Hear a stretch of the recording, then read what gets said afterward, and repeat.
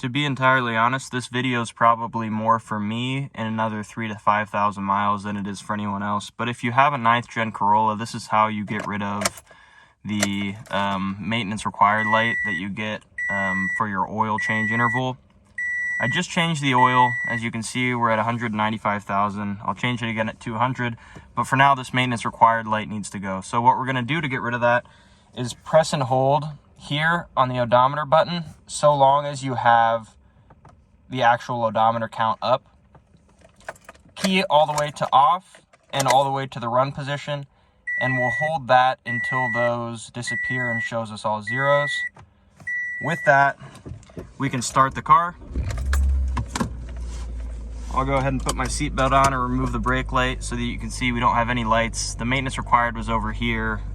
So with that being said, all dash lights are gone.